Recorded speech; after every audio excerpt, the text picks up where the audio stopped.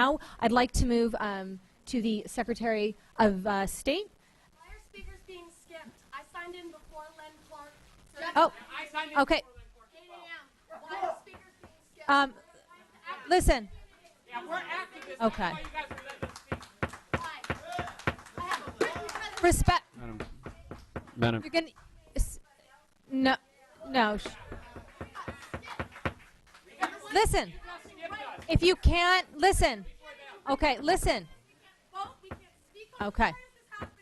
Okay. Please, you need to be able to respect one another. I can't hear a conversation. I can't hear when you're talking over each other. We've heard public testimony, and I'd like to get to the Secretary of State. Madam Chair.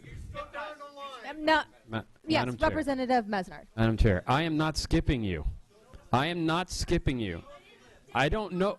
Where was my name? I signed it. Madam Listen, Chair, yes. can we get the slips? Just Jeff Woods. the little Okay. request to speak slips. Listen. Madam Chair, for the sake of time, I'm not going to sit here and go back and search for through like Madam Chair. We have gone through 10% of names. 10%. Okay, we're trying to get through them as quickly as possible. You can call me a liar if you like, if that makes you feel better, but it isn't true. I'm going down a list as it comes into my system here. We're gonna go. Let's. That up on the screen. I don't think there's a way to do it. Way to do that? I don't think there's a way. We will work on it. Members in the audience, if you can't calm down, we will work on getting it in the screen. We've never done that, but we'll explore that option. And I think we're going to go ahead and pass out slips. I'm going to ask the chair if we request to speak slips just in case. No. Let's move to the Secretary. Let's move to the Secretary of State. I think. Thank you, sir, or Spencer or Reagan.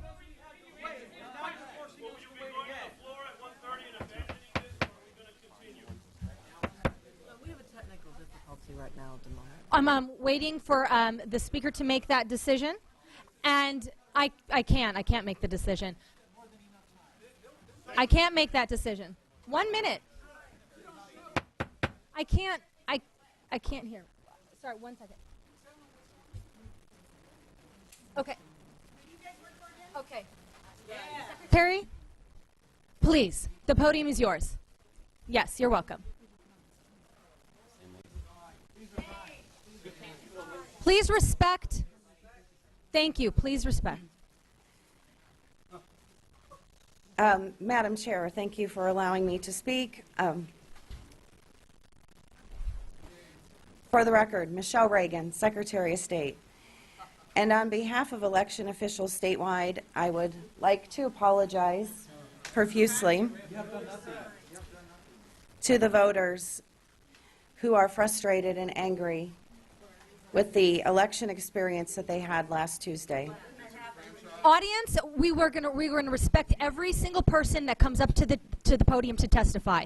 Please continue, Secretary Reagan. I also want to thank you for braving the long lines that you braved and for also being here today to share your story. I also want to thank the poll workers who worked incredibly long hours on Tuesday. I'm going to skip all of the comments that I had about what we've uncovered so far in working with the counties and in some of the investigation that we've had so far. I went over that at 9:30. We will type up a report and have it available for your committee and for the public. Thank you. What I'd like to dive right into is that our office is not leaving anything off the table. And what I mean by that is that all election officials are in this together. And we at the Secretary of State's office want to take this as an opportunity to see what we, too, could have done better. And if there are things that we could fix or that we could do better, I want to know that so that we can see where we could perform better in the future. First of all, some of the things we found so far. One of our polling place locators online was not working consistently. We have 2 polling place sites. One is on the Secretary of State's website. One was on a third-party site called VoterView. That was not working. we are taking steps right now to make sure that is working by the May 17th election. I'm going to go through this really quickly. Again, I will have this typed up in a report for you. Second, if voters tried to confirm their registration status on the site VoterView and they entered their driver's license number in lowercase, the system was hard-coded and it wouldn't accept lowercase letters. Completely unacceptable. I know that happened to some of the folks that are in the room today.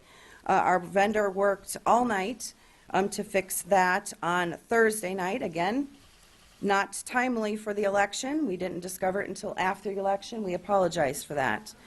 And we tested it this weekend. We'll be testing it again this week to make sure that that does not happen again. Third, for future elections, our office needs a dedicated phone line into all counties.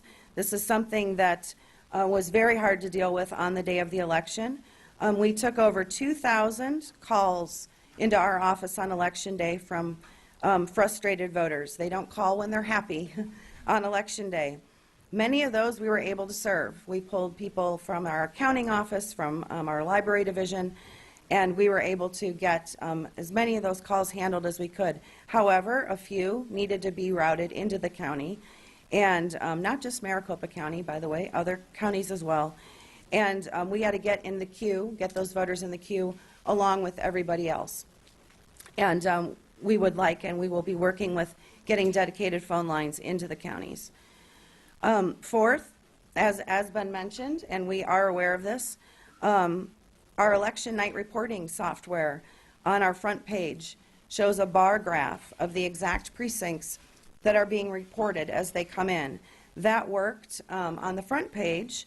However, if you were to, as a voter, go on to and break it down into the county level, you probably noticed where it said Maricopa County, 8 out of 8 precincts reported, 100%. Probably very frustrating if you were standing in line and had not cast a ballot yet. In addition, you had the AP calling races. So you found out who was already projected to win, and you were still hours away from walking into the polling site. I heard several people ask, why does this happen? Twofold. One is that the AP called the races, so I'm not going to take responsibility for that. I will take responsibility for the fact that our website said 100% precincts reporting, and that will be fixed. No, that is not why they called it. They called it because they were doing math. And, well, Audience, thank you. Thank you. You guys have been doing much better, so that's great. Let's let going forward, I applaud you for having this meeting today, and we want to continue hearing directly from voters that were at the polls that day, because that is where we are getting, and we want to, that is where we're getting the best information that we're getting. We're going to be hosting a series of public meetings. We will be announcing the date and times of those meetings later this week. They will be bipartisan meetings. We expect those meetings to be one in the Maryvale area, one in South Phoenix, one in the Tempe, South Scottsdale area, and one in the Gilbert area, because these were the areas that were the hardest hit and had the most frustration. 19th Avenue and Greenway. Hey, audience, We're open to suggestions. audience, thank you. In addition, we have developed a mobile map geolocator where people will be able to, in the future, be able to see on their phone when they pull up what polling places are the closest to them. And we are looking at ways that we can be more aggressive at posting waiting times at polling places. It shouldn't be rocket science, because it happens at emission locations. You're able to see the waiting times for emission locations now.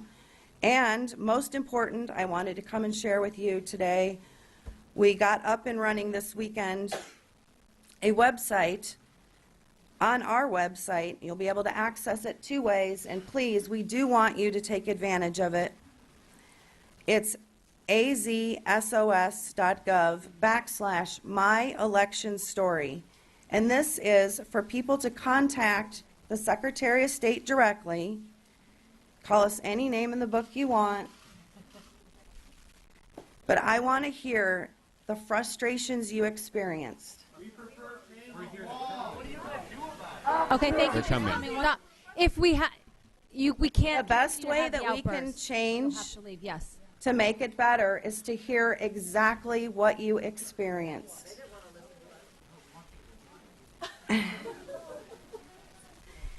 You can also access that through the email myelectionstory@azsos.gov. As I mentioned, we've been in contact with over 2,000 voters, and that is where we're getting the majority of our best information so that we can make this better with all of the counties and make sure that this never happens to voters again. So with that, I'm able to answer committee questions, and again, I thank you for your time. And I am going to stick around after this as long as I can so I can continue hearing from the people who showed up today. Thank you so much, Secretary Reagan.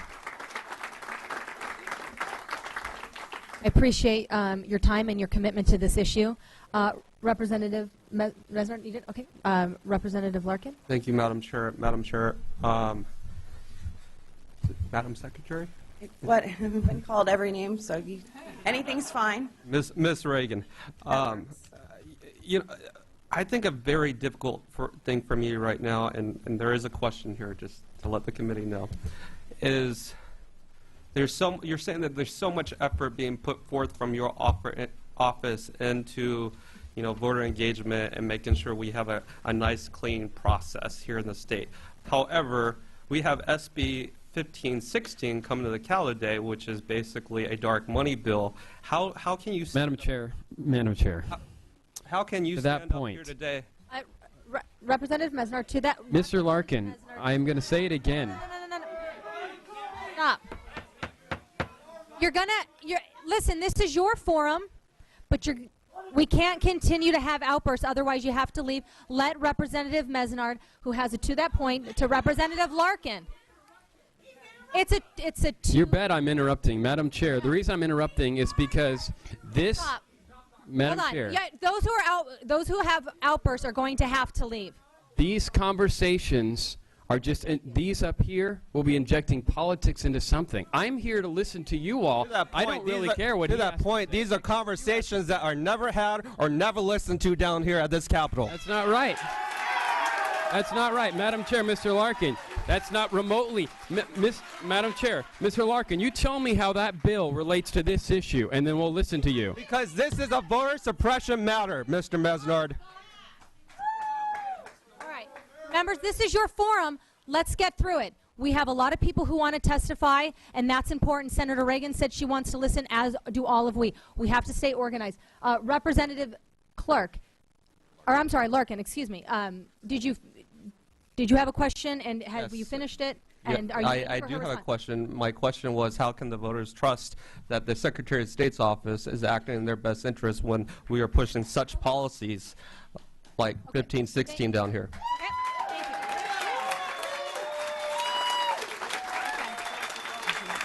you. And Secretary of State Reagan. Thank you, Madam Chair, Representative Larkin. 1516, we can debate it all day if you want, or Anyone, you guys even know what 1516 the does? most important provision of 1516 is the ability, the new ability in state law for us to go after these fly-by-night organizations. There is no provision currently in state law, and we're hoping that after this passes, there will be, to be able to, when they come out of compliance with the IRS rules that they're supposed to be following, we will have a provision to go after them and force them to come into the Secretary of State's office and disclose their donors. Now, you and I can disagree with whether that language works or doesn't work. And you will have the time on the floor, when it comes to your floor, to debate that. That's what the legislature is about. Thank you.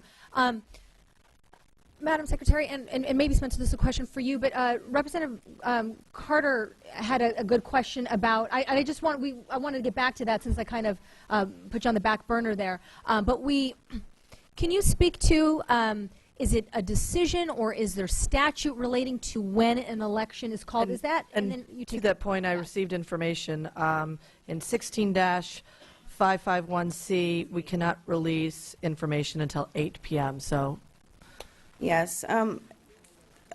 Madam Chair, Representative Carter, this actually came up on election night.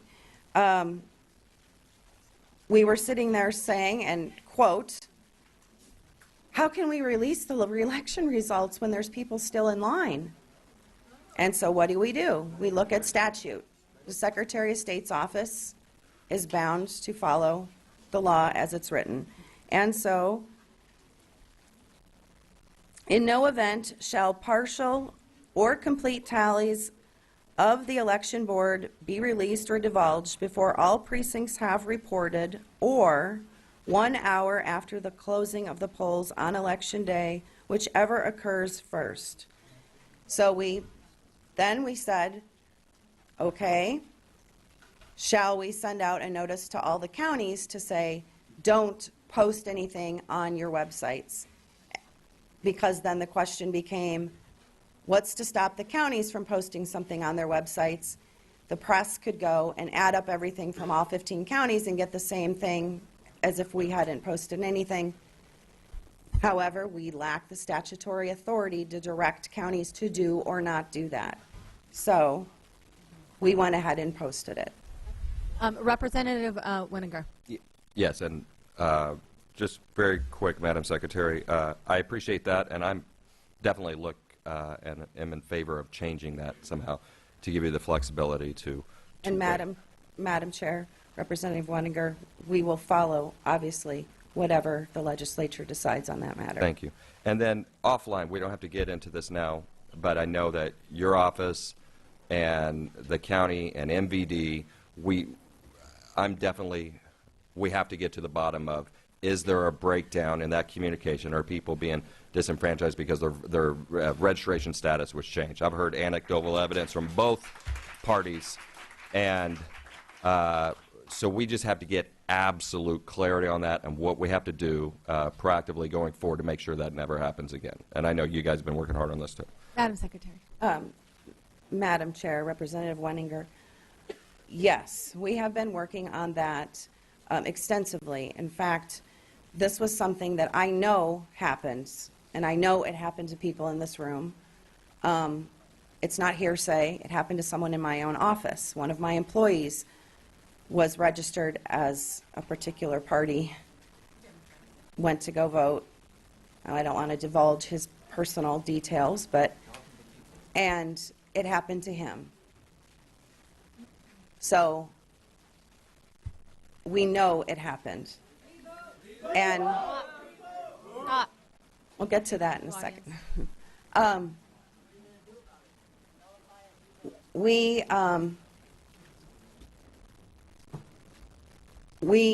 worked with ADOT, MVD, all day Friday, and with the counties. This entire weekend, all day Saturday, all day Sunday, our elections team was doing cross-checking of paper voter registration forms to see and try to pinpoint exactly which are the files that we believe were possibly affected. We do not have, obviously, a complete report or anywhere near a complete report on that. But what's most important right now to our office and to the county recorders is making sure that the people that cast provisional ballots or had to cast provisional ballots, that those are among the first ones that are being cross-checked. Because if those were votes that should count, they need to be counted. So that is our priority right now. Thank you. Representative Winninger. Okay. Madam Secretary, this is kind of new information for me. Do we know? Did this has this happened in previous elections, or is this a new occurrence? Maybe if you wanted to speak to that, because this particular issue, this is kind of like the first I've heard of it. Exactly. Yeah. Madam Chair, we've heard this. It appears that we've heard complaints of this before, but never to the level that we've heard it to this election. So we are going to be going back and investigating, is this a new phenomenon? Was this something, was a process changed recently that wasn't from before, or was it, what exactly? Is it something that has been changed? Was it a process that was changed? Was it a system that was changed? Or was it just because there was more people that were switching and more interest in this presidential preference election? Those are questions that we cannot answer right now because our priority is making sure that we're concentrating and cross-checking on people's provisional ballots and those that cast provisionals first. Thank you, Madam Secretary. Was there Representative Clark?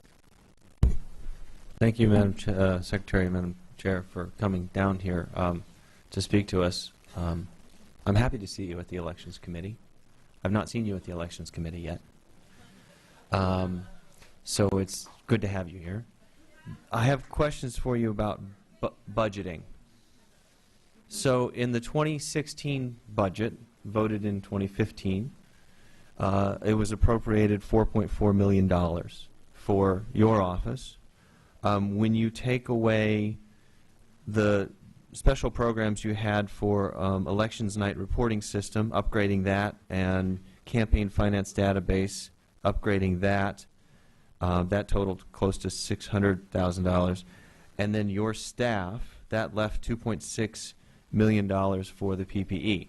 Now the counties reported when we passed that budget last year that this amount of spending resulted in a cost shift for the counties, such that the counties, who are required to run this vote, had to find the money elsewhere.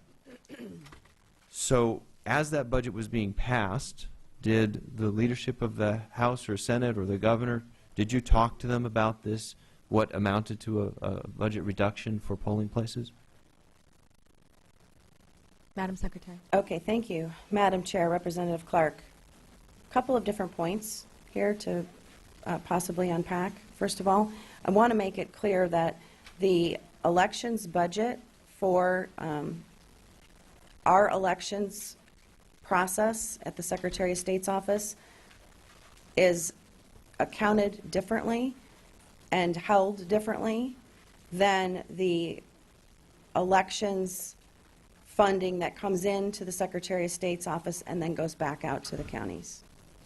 So I just want to make Madam that. Chair, can you explain how? Representative Clark. Well, what I'm saying is when you just said it was $4.4 million,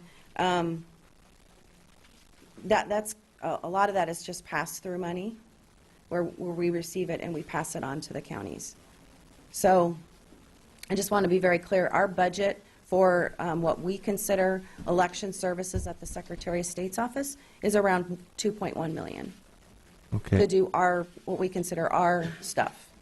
Madam Chair, Madam Secretary, is that When you mentioned Madam Chair, the campaign finance program that we're working on and the things that are purely Secretary of State related, that comes out of our $2.1 million budget. And anything as far as running an election, that's money that the legislature gives to the Secretary of State's office, and it goes right back out to the counties. It's kept completely separate. So, Madam Chair, Madam Secretary, that's the elections line, the elections line item. I have it Okay. in the budget.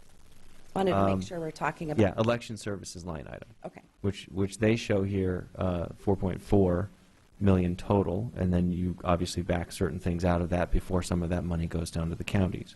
But my question is, whether you look at the total 4.4 or the 2.1, was that a reduction from what you previously had or your predecessor had for the election services line item? Madam Chair, Representative Clark, I believe it was the same as it was the year before. What I can, and I will double check on that, what I can offer you is what we discovered when I was first sworn in. And that is, we knew that there was going to be roughly a $9.6 million cost for the presidential preference election that, as we all know, comes around once every 4 years. And at that time, then Secretary of State Bennett did not get that into the budget prior to him leaving. So when I was sworn in 2015, we were looking at the current year budget that we were under, and we were kind of shocked because it should have been in there, because that money should have already been in the Secretary of State coffers to give to the counties. And the counties were worried at that time that that funding wasn't there. I came to the legislature at that time, last session, and met with the appropriation chairs and said, problem, the PPE for next year is not funded. It was funded for roughly $4-something million, but the rest of it wasn't funded. And everyone at that time acknowledged, yes, it was left out of last year's budget. I don't know what the reason for it was, oversight, or maybe, I can't answer to that. But you were all moving very quickly last year, Okay, which thank was great. And the budget was nearly complete.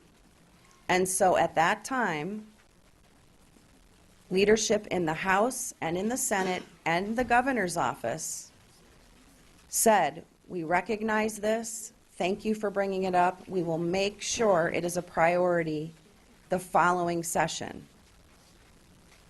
To their credit, they have stuck by that. And that is why you saw your Speaker and Senate President Biggs, and for all indication, the governor's office has not made anything else but the understanding that he was fine with the fact that the counties are owed this additional roughly $6 million. And you saw those bills being sponsored by your leadership. So that's just the history on this, on the funding. Now, what that compared to in prior years, I can't answer that without the budget books right in front of me. Madam Chair. So thank you, Madam Chair, Madam Secretary. That helps me understand. Now you find yourself in the situation at the beginning of this year that you tried to get extra funding last year, or just not extra, the stuff that was needed. It didn't happen. Leadership said, we're going to get it for you, but help me understand why it was bundled in a bill that seems to me like two separate issues, bundled with a bill that basically said, if you want this money this year, you also have to vote for this bill that will deny all future funding for state-run PPEs. So the parties will have to pay for them. And where they get that money, we don't know. You supported that bill. You did not, did you? So, Madam Chair, why are we conflating the two issues when you should just be funding the PPE? And Thank you.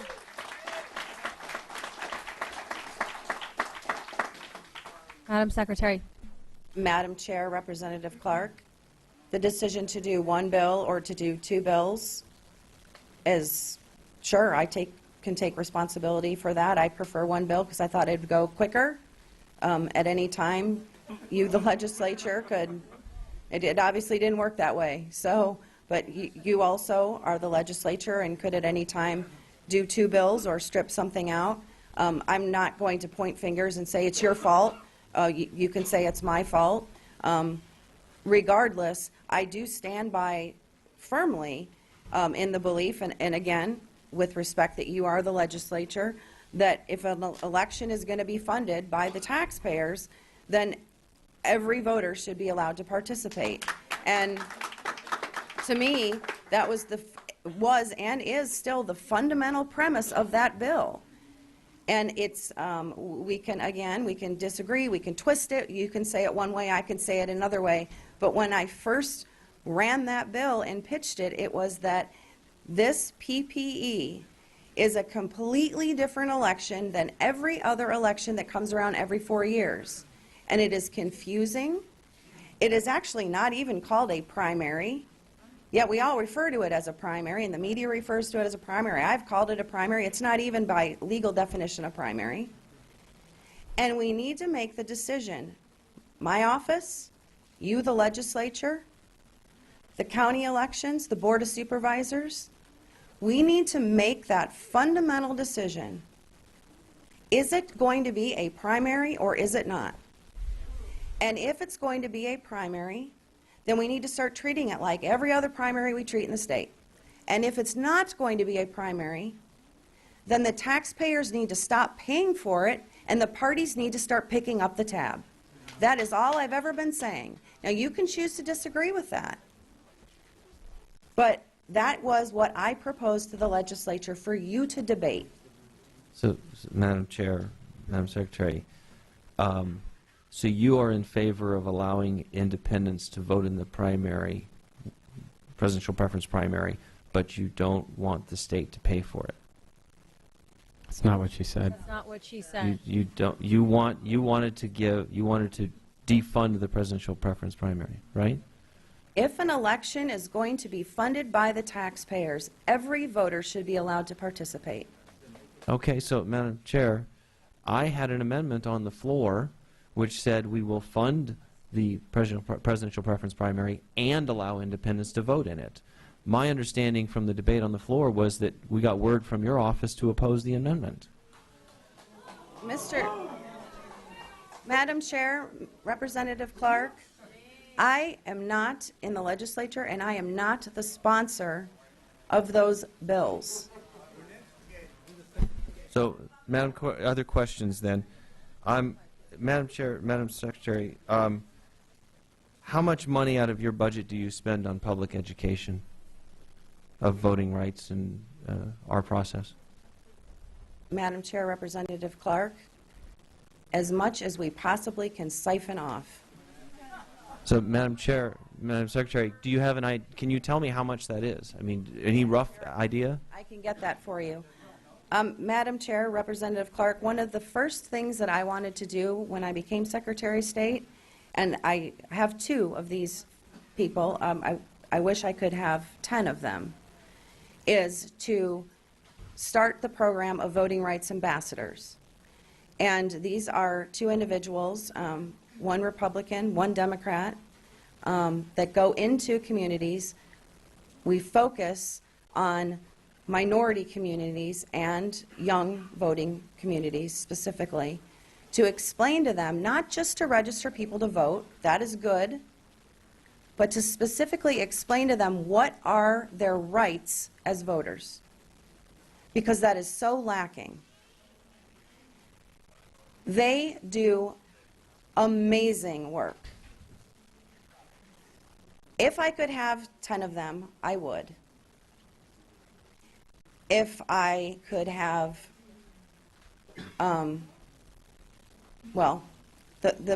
as I said, I have 2 part-time people that do that right now.